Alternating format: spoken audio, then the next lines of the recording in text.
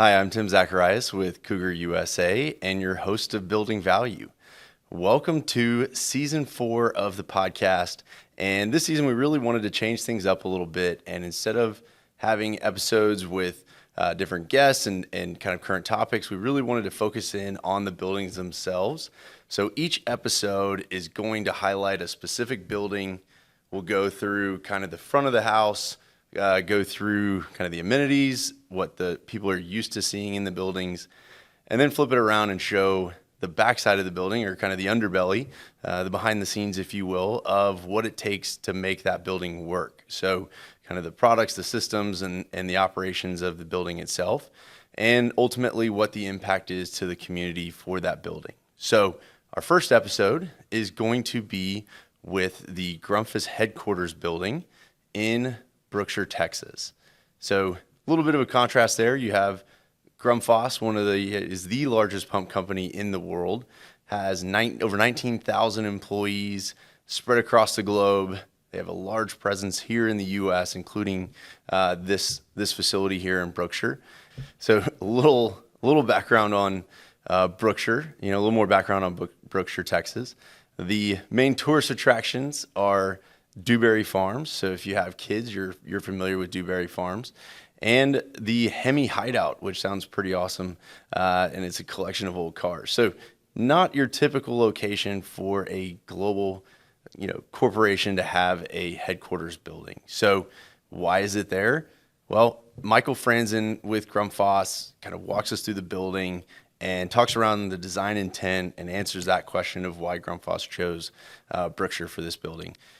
Michael's been with Grundfos for about 25 years, a little over 25 years, in different roles in manufacturing and operations, and is now the senior regional manager for the Americas for facilities and manufacturing. So he was with this building through the design, construction, and now the operations. So it can really speak to kind of all facets of the new Grundfos headquarters building.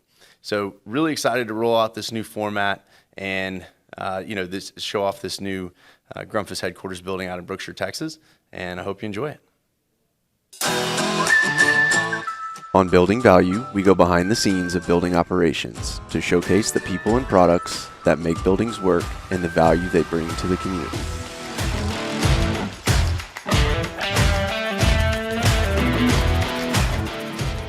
All right, Michael, thank you for having us out in Brookshire, Texas today. Thanks for coming in, Tim. Awesome. We're at the Grundfos headquarters building here in Brookshire.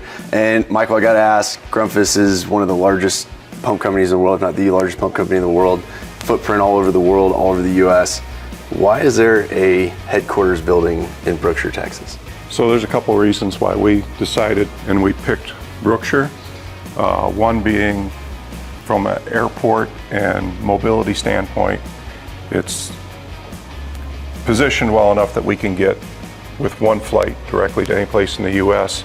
as well as to South America, so that our leadership teams and regional team can get to the areas they need to be for our other facilities and plants in the area. Secondly, we wanted to make sure that this headquarters was located near and close to some of the manufacturing that we have in the site, so that we could show not just what our headquarters looks like, but what our manufacturing and the products that we make. Right, and so, Grundfos has had a footprint here for a long time manufacturing and recently kind of shifted into not only doing the cast iron and suction and vertical inline type products, but now also doing the sump and sewage here, the SL line, things like that. So this is the global headquarters for the kind of wastewater vertical, right? So with the kind of reorganization of Grundfos, we're commercial building services, so this isn't technically our headquarters building, but we still get to the benefit of it. But yeah, this being global headquarters for water utility, correct? And we're doing a lot of the commercial building services here as well. So the customer service group, all of that here in the adjacent building. So it's really cool. So why don't you kind of walk us around this kind of cafeteria and give us a little background of the design and kind of the intentions of the building. So we started with a design and with the intent of focusing on the sustainable development goals for energy and water in particular, but also taking into consideration and wanted to make sure that we created an environment that our employees would be comfortable in and would bring a little energy and collaboration into the environment. facility is 48,000 square feet. We've got the ground floor primarily for our exhibition area, as well as some large conference areas that we use for Grundfos and for local community and regional meetings as well. Yeah, we hosted one of the local ASPE meetings here and did the plant tour, and that worked out really well. Yep. It's a nice opportunity, and it's a unique facility from that standpoint.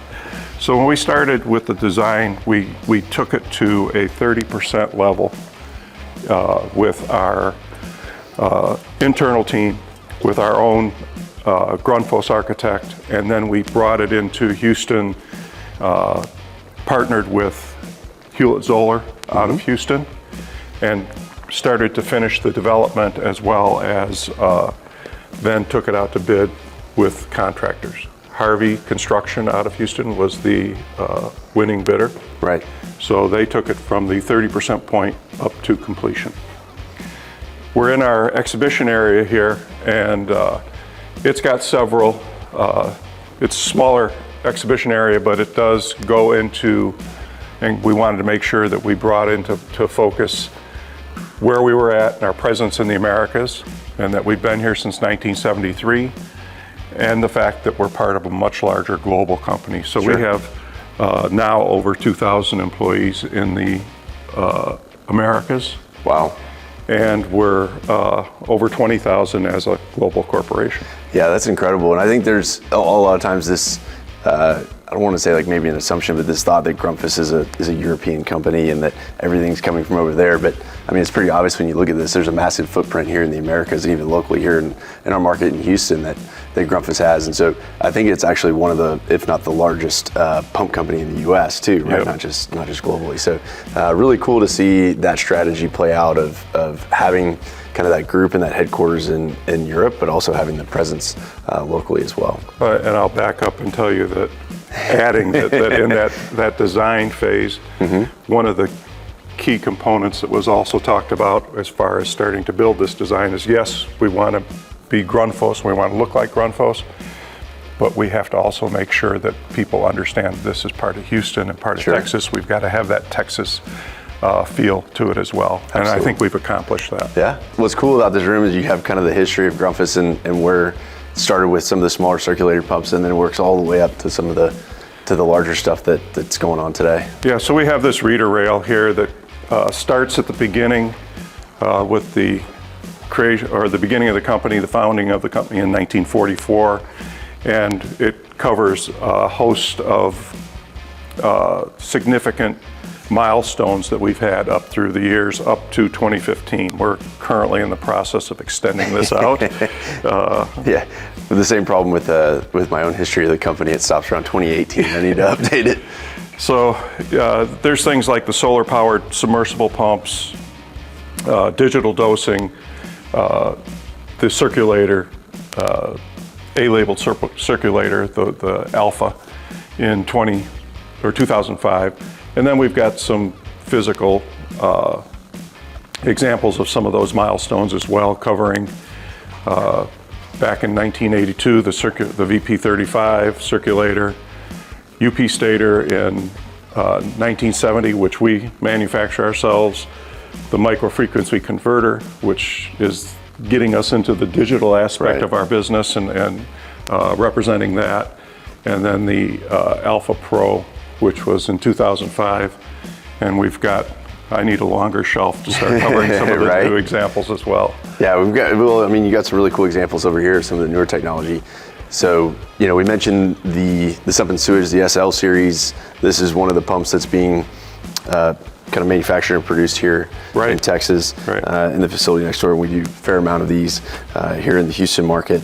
So that's really cool to have that here as well. But, I think some of the newer technology that we're seeing, kind of that you talked about the micro-frequency inverter back 30 years ago, to kind of see where Grundfos has come with the electronics and the integrated pumps. It's really cool with the Magna and the TPE3. And we like to point out that with the Magna and our distributed pumping that we have in the building is actually heated and the water is circulated with 57 of these throughout the first and second floor. Wow. So there's 57 of these. The TPE3, they're part of 3 of the MPCs that we have in the mechanical room. I'll show you those in a few minutes here. But that equipment specifically is part of the design and in the building itself. Right, it's really cool. And then we don't do too much with the dosing products, but I know that that's another area that Grundfos has been had a big influence in. Yeah, we do have a lot of dosing products. I've got 2 in the mechanical room here, and when we go into that room, I'll reference it again, but we've got a lot of our products in there. And this is the nickname, the Grizzly here, the CRXL, the large CR version. So we do a ton with the CR pump, the vertical multi-stage pump, and this is just kind of that on steroids, big bad boy. So, you know, instead of doing 60 to 150 GPM, now we're talking, you know, 500 to 1500 GPM, even I think up to 2500 GPM now. So a lot of new opportunities for using these big pumps. And this is the CRE 125, and we go up to the 200, I think it is now. Or 255 maybe, something up there. So it's really cool.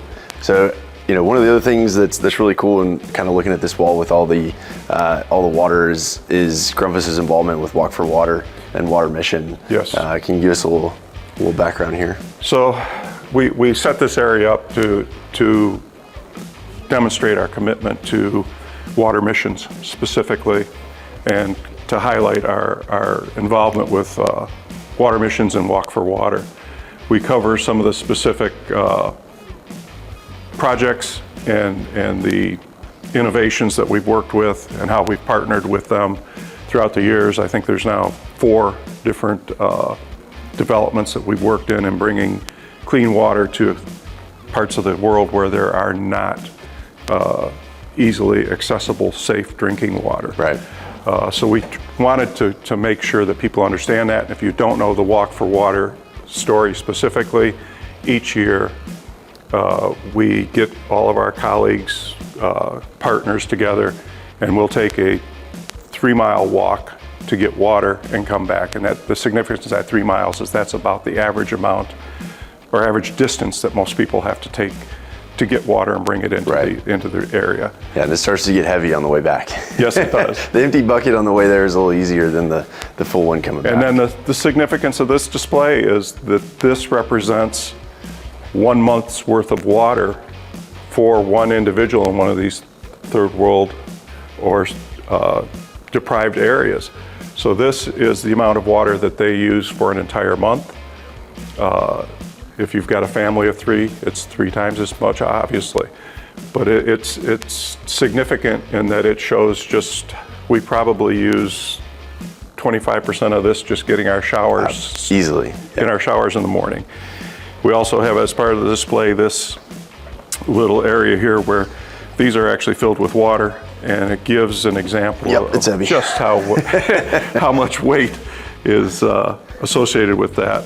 And I always like to point out that understand that this is not something that happens other than it's the women and children's role and responsibility every day to bring water to their homes. So instead of spending time in school, the kids are having to go get water every day. And so it's a huge impact. I mean, there's multiple health and other benefits that kind of are a domino effect when you introduce clean water. And some of those points are all listed on the jerry cans there that just how dangerous and what their lives are like without clean drinking water. So it's a great initiative. Absolutely. Something we're really proud to be part of.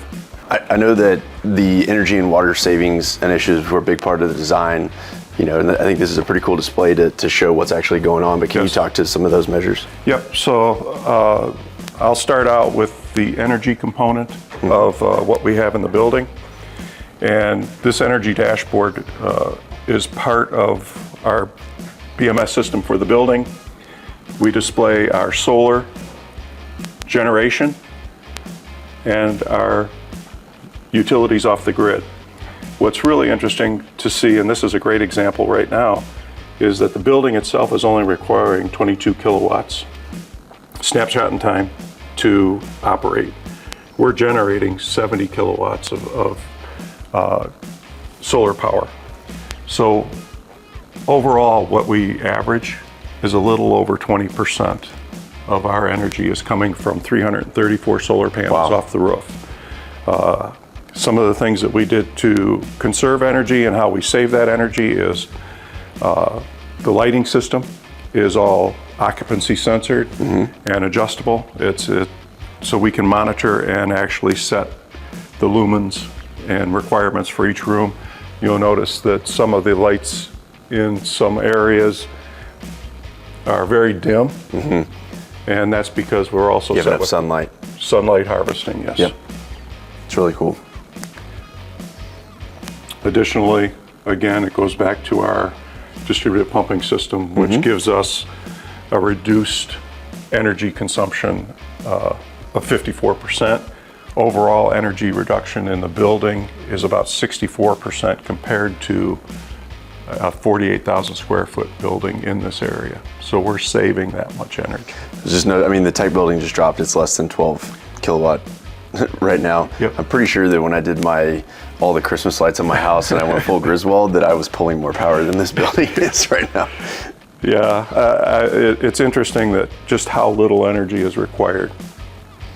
I'll also, from an energy standpoint, mention at this point in time too that we don't have any gas, no diesel, no LP requirements in the building. We're strictly working off electric energy.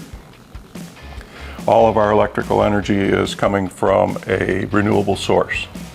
So we're really impacting the CO2 reduction plans that we've got as an organization, and those are key components. Nice. So, it's cool to see it on the front end here, but I think what's really going to be cool is to head over to the tech building and kind of see what's going on behind the scenes to make all of this work. So I remember had the opportunity to meet with the Grundfos architect, a couple years before the construction started, and they actually brought in reps from across the country, and we're asking for some input from us on, hey, we know that y'all rep other products and solutions beyond Grundfos. How can we kind of incorporate the best technology into the building? And I remember looking at the design and looking at this space right here, and I was like, man, this is gonna be really cool, but is that gonna be covered? Because 80% of the year in Houston, this is not gonna be an enjoyable space. And the architect was like, well, we wanna leave it open for the sunlight that you're talking about. And I was like, well, nobody's gonna use it.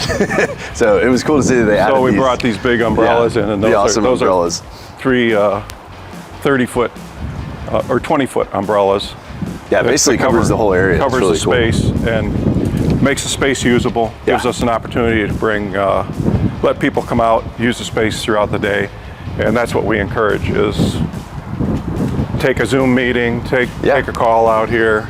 Yeah, especially get a a day small like today. team Yeah, it's collaboration meeting. That's all great opportunities to use the building, and it gives people the opportunity to relax.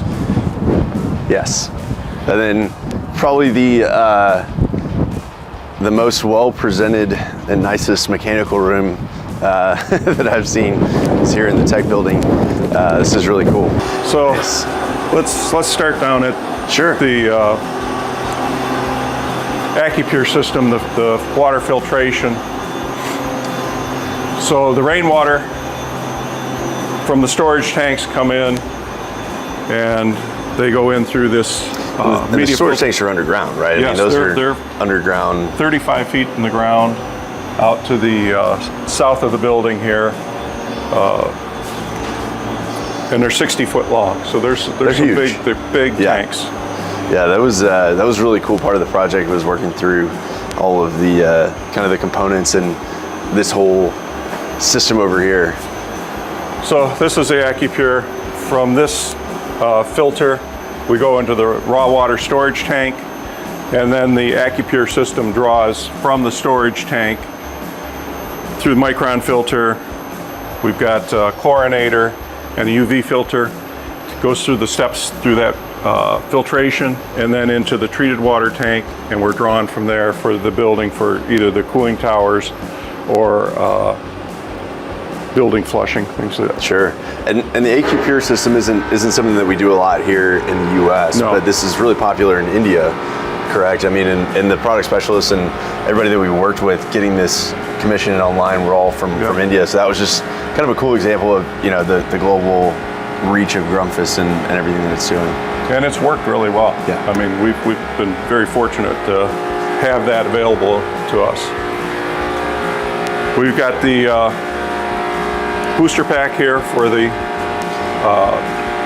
non-potable water. Yep. So you can see the difference in the size. This one's a lot bigger, the non-potable versus the the little baby system for the potable over here. Yep. So pretty interesting to see that difference. And the only thing we use this system for is for drinking water, and then for the hot water. The sinks. Yep. Hot water system. The solar powered.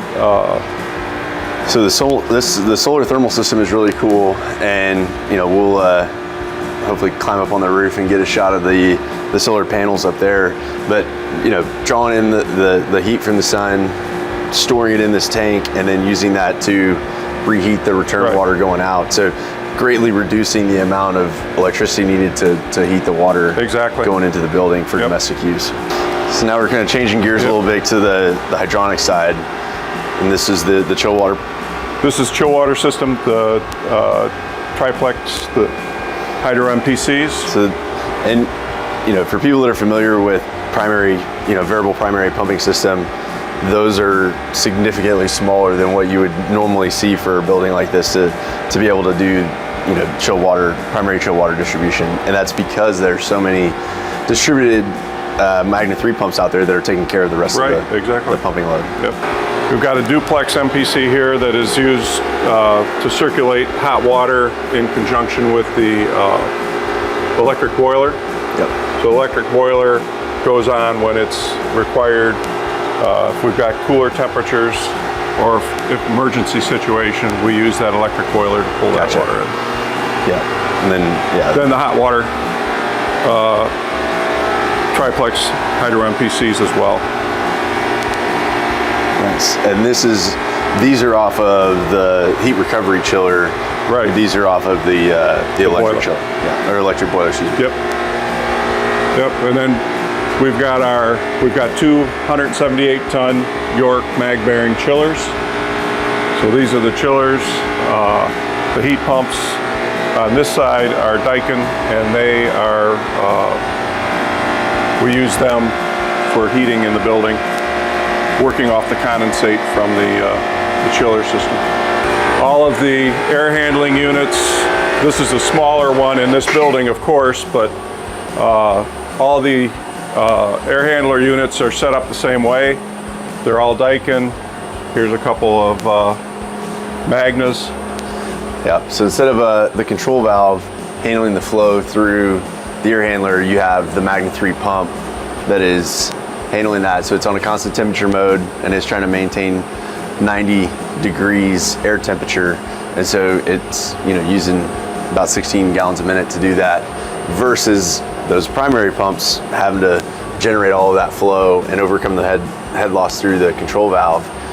That primary pump just makes it up to this pump, and then that one takes over all the way back. It's really slick. And then we've got the air handling units with the electric discharge filter system in it. We have that in all the chillers in the building, or all the air handlers in the building, I'm sorry. Yeah, it feels a lot better in here than it does in most mechanical rooms. Yes, and a little quieter. Yes, extremely quiet. I remember seeing this building on the plans and thinking that is a massive mechanical room, and it's pretty incredible, all the equipment that is in here and everything that's going on in this room to be able to meet those original design goals that we talked about, the energy and water savings. So to be able to see it kind of play out here with all this equipment is really cool.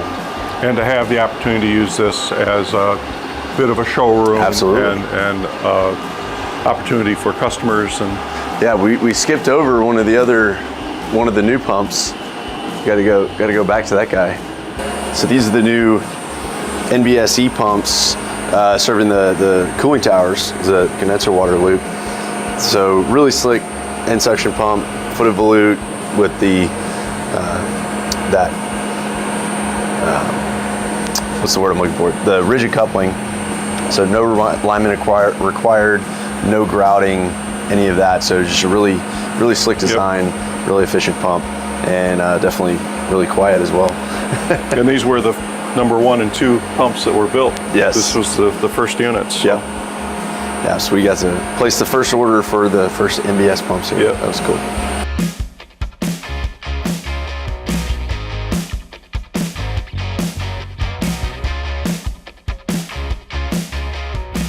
All right, so now we're up on the roof of the tech building, and we've got the solar thermal panels. So you talked about all of the PV, the electric panels up on top of the building generating electricity. How are these playing into the whole system? So these are providing all the hot water for the building, and we've got 12 panels here that are working flawlessly, actually, with regards to the heating water and getting us appropriate hot water for the building. Nice. So circulating water through the panels, collecting heat from the sun, and then that's going back into those heat exchangers and heating that storage tank, and then again being used to kind of tie into that reheat system for the domestic water. So really slick. The solar thermal has a lot of potential applications. This is using domestic water, and we've talked to them about doing it for using it for combination with geothermal loops, even potentially to be a heat source for those heat pumps downstairs. So a lot of different ways that you could apply the solar thermal panels. So really cool. Michael, really appreciate you having us out at the Grundfos headquarters today. Enjoyed learning more about the building and a little bit more about Grundfos. Well, thanks for coming out, Tim. We appreciate having you here and enjoyed your visit. Anytime you want to come back out again, please do. Absolutely, will do. Also want to say thank you for everyone for watching and listening to this episode of Building Value, and we hope to see you on the next one.